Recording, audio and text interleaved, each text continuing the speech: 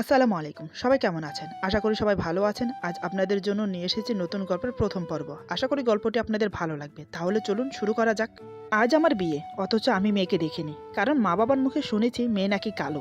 তাই আর দেখার ইচ্ছে হলো না। বিয়ের দিনও ভালো করে দেখিনি, কিন্তু বাসর রাতে দেখে আমি সত্যিই অবাক। ভাবতে পারিনি আমার ভাগ্যে এমন মেয়ে ছিল। বাধ্য হয়ে যা করলাম, তার জন্য হয়তো সে প্রস্তুত ছিল না। এরপর যা হলো। আমার নাম মোহাম্মদ মুরাদ চৌধুরী। ফ্যামিলিতে মা, বাবা আর আমি আছি। আমার বাবা হানিফ চৌধুরী একজন বিজনেসম্যান। ধন দৌলত আভিজাত্যের কোনো কিছুর অভাব নেই, কিন্তু সবসময় নিজেকে সাধারণ মানুষের মতো রাখতে চান। আমিও আমার বাবার বিপরীত হইনি। আমার বাবা আমাকে তার মতো করেই মানুষ করেছে। এখন বাবার বিজনেস আমি দেখাশোনা করি। দেখতে হ্যান্ডসাম, গায়ের রং ফর্সা, বলিষ্ঠ দেহধারী এক যুবক আমি। যে কোনো মেয়ের চোখ আটকে যায় আমাকে দেখলে, কিন্তু আমি এসবের ধার ধারি না। তবে কয়েক বছর আগে থেকে আলেমদের সাথে উঠা বসা শুরু করি। ৫ ওয়াক্ত নামাজ পড়া, কোরআন শরীফ পড়া, হাদিসের সম্পর্কে জানা, সবকিছুতে আমার আগ্রহ আছে। সেই অনুযায়ী আমি আলেমদের মতোই চলি। তবে আমি পড়াশোনা কমপ্লিট করেছি কলেজ ইউনিভার্সিটিতে। আমার খুব ইচ্ছে একজন মাদ্রাসা পড়ুয়া আমি বিয়ে করব, আর বাকিটা আল্লাহর ইচ্ছে। একদিন মা বাবা ডেকে কাছে বসায়, তারপর বাবা বলে, মুরাদ, আমি তোমার বিয়ের কথা ভাবছি, তোমার কি মতামত? আমি বললাম, বাবা, আমাকে নিয়ে আপনি যা ভাববেন তাতে আমি সম্মতি জানাবো। বাবা বলে, বেশ, আমি তোমার জন্য একটা মেয়ে ঠিক করেছি। আশা করি তোমার কোনো আপত্তি থাকবে না। তবে মেয়ে দেখতে কালো, কলেজে পড়ে, এমনিতে অনেক ভালো। এই কথা শুনে আমি একটু আপসেট হয়ে পড়লাম।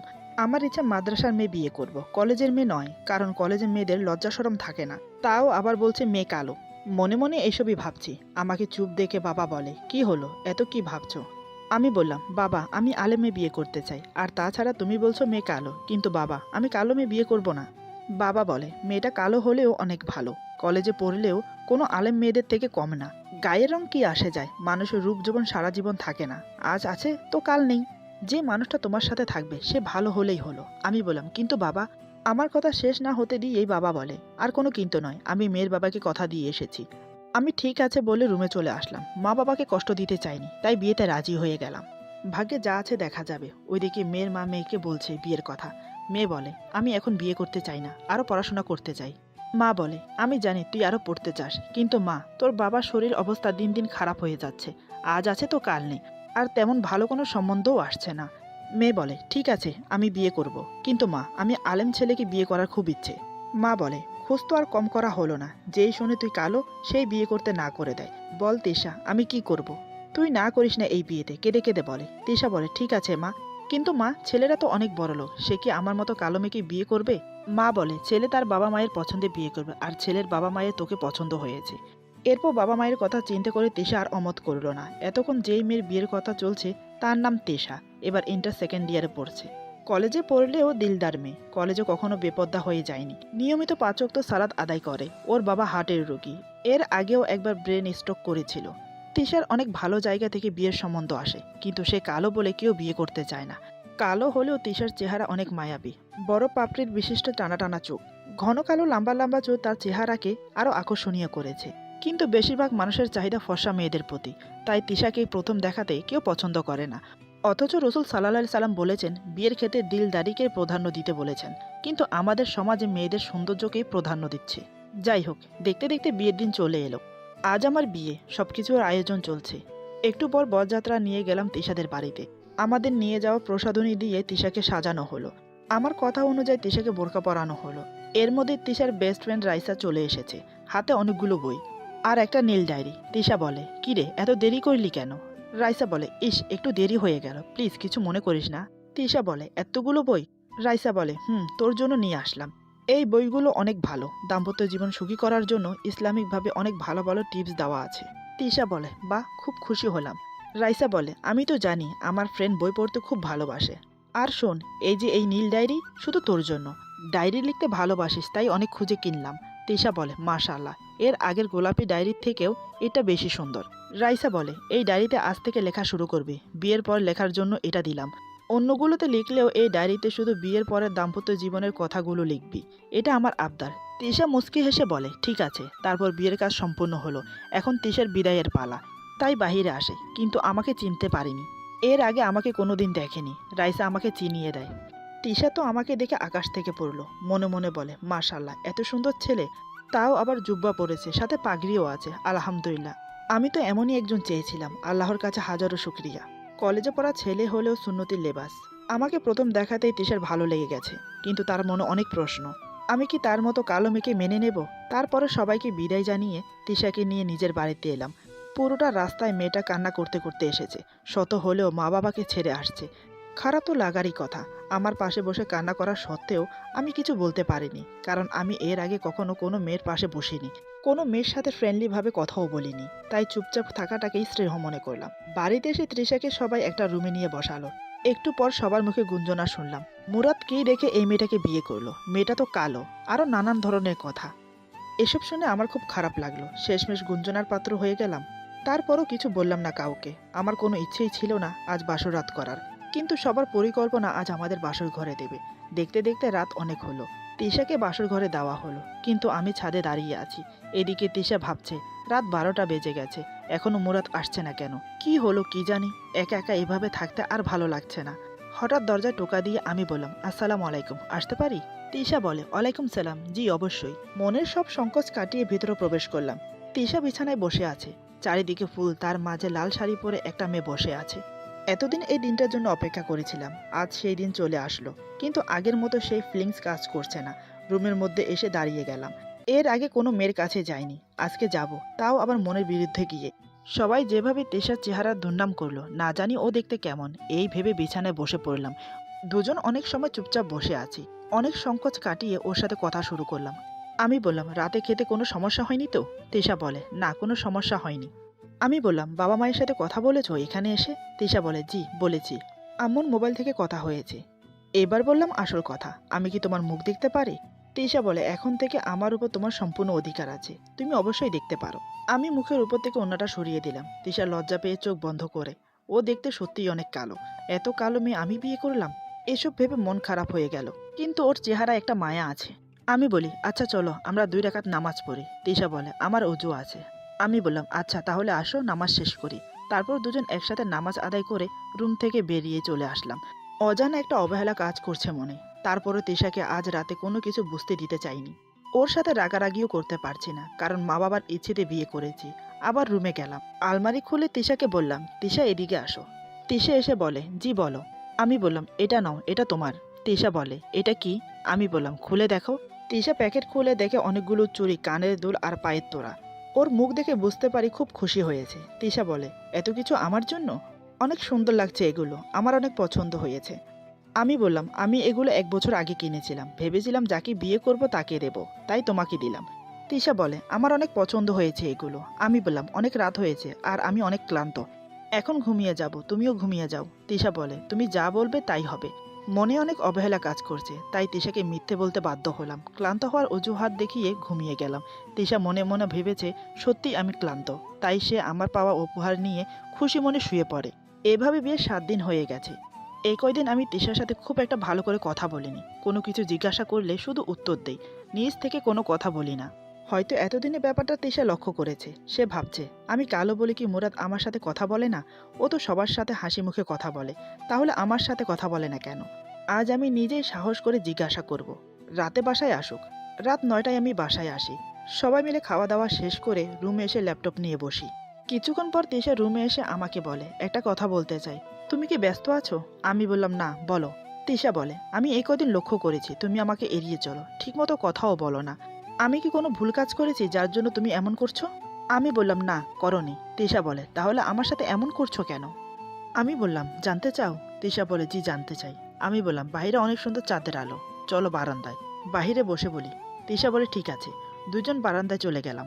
তিশার মনে অজানা ভয় কাজ করছে, না জানি কি বলবো আমি। পূর্ণিমা রাত, আকাশে মিটিমিটি তারা জ্বলছে। পাশের বাগান থেকে বিভিন্ন ধরনের শব্দ ভেসে আসছে। হালকা হালকা বাতাস বইছে। বিয়ের পর জীবনসঙ্গীর সাথে সময় কাটানোর স্বপ্ন কে না দেখে? তিশাও দেখেছিল, আর সেটা হলো। তবুও মনের মধ্যে অজানা কোনো ভয় কাজ করছে। আমি কিসের জন্য এমন করি, কি জানি কি বলে বসি। দুজনেই চুপচাপ। অবশেষে আমি নীরবতা ভেঙে কথা বললাম, তুমি কলেজে ক্লাস শুরু করবে কবে থেকে? তিশা বলে, তুমি এখনো ক্লাস করার অনুমতি দাওনি। অনুমতি দিলে কিছুদিন পর থেকেই শুরু করব। আমি বললাম, কিছুদিন পর থেকে ক্লাস করা শুরু করো। তিশা বলে, বিয়ের সময় আব্বু যদি পড়াশোনার কথা বলে না দিত, তাহলে কি আমাকে পড়াতেন? আমি বললাম, তুমি চাইলে আমি নিশ্চয়ই অনুমতি দিতাম। তিশা বলে, আচ্ছা যাই হোক, এখন তুমি বলো কেন আমার সাথে এমন করছো?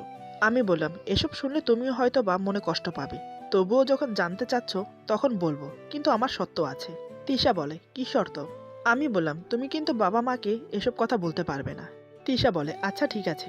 আমি বললাম, তুমি তো জানো আমি জেনারেল লাইনে পড়াশোনা করেছি, কিন্তু আমার মন মানসিকতা হঠাৎ পরিবর্তন হয়ে যায়। আমি আলেমদের সাথে উঠা বসা শুরু করি।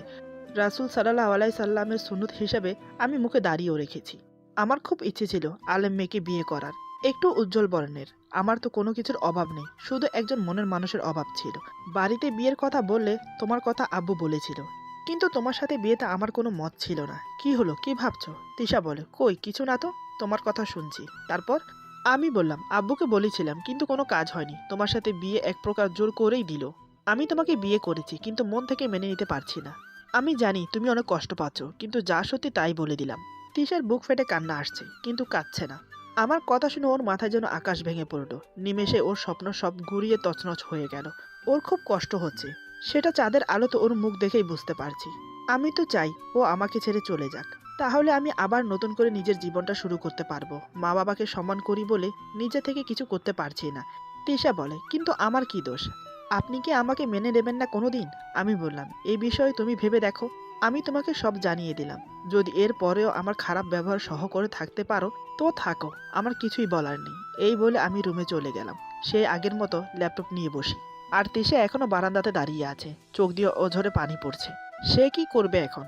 আমাকে ছেড়ে চলে যাবে বা থাকবে তাই ভাবছে। আমরা দুজন এক বিছানায় থাকি, তবে মাঝখানে বালিশ দিয়ে। তিশা কিছুক্ষণ পর রুমে এসে শুয়ে পড়ল। আমি অনুভব করতে পারছি ও কাঁদছে। সান্ত্বনা দেওয়ার প্রয়োজন বোধ মনে করলাম না। ওর চোখের পানি কেন? ও যদি এখান থেকে চলেও যায় তাতেও আমার কোনো মায়া হবে না। এভাবে চলতে থাকে দিন। আমি তিশাকে আরও অবহেলা করতে থাকি। কথায় কথায় রাগারাগি করা, নিজের ইচ্ছে কথা না বলা, রাত ছাড়া আমার রুমে প্রবেশ করতে না দেয়া, ইত্যাদি ইত্যাদি। কয়েকদিন ধরে কলেজে যাওয়া শুরু করেছে তিশা। ওর বান্ধবী সাইমার সাথে দেখা হয়। দুই বান্ধবী বসে আড্ডা দিচ্ছে। সাইমা জিজ্ঞাসা করে, কিরে, কেমন চলছে তোর সংসার? তিশা বলে, আর সংসার? মনে হচ্ছে আমার সংসারটা টিকবে না রে। রাইসা অবাক হয়ে বলে, কেন, কি হয়েছে? তিশা সবকিছু বিস্তারিতভাবে রাইসাকে খুলে বলে। রাইসা বলে, এভাবে ভেঙে পড়লে চলবে না। তিশা কান্না করতে করতে বলে, তাহলে আমি কি করব? মুরাদ আমাকে পছন্দ করে না, বউ হিসেবে গ্রহণ করবে না, সে মুখের উপর বলেই দিয়েছে। আমার সাথে ভালো করে কথা বলে না, আমার দিকে একটু ফিরে তাকায়ও না। তাহলে তুই বল, কি করে সংসার করি ওর সাথে? রাইসা বলে, তোকে মন শক্ত করতে হবে, এভাবে ভেঙে পড়লে চলবে না। মুরাদ তোর সাথে কথা না বলো, তুই তো বলতে পারিস ও তোর দিকে না তাকাক। তুই তো তাকাতে পারিস। তুই বাধ্য করবি তোর দিকে তাকাতে, বাধ্য করবি তোর সাথে কথা বলতে। কারণ ও তোর স্বামী, তুই ওর স্ত্রী, তোর সম্পূর্ণ অধিকার আছে ওর উপর। ও তোকে অধিকার দিতে চাইছে না, তুই জোর করে আদায় করবি। তার জন্য যা ইচ্ছে তাই করতে পারিস। আমি তোকে কিছু বুদ্ধি শিখিয়ে দিচ্ছি, সেই অনুযায়ী কাজ করবি। তারপর রাইসা তিশার কানে কানে কিছু বুদ্ধি শিখিয়ে দিল। সব শুনে তিশা বিদায় নিয়ে খুশি মনে বাড়িতে এলো।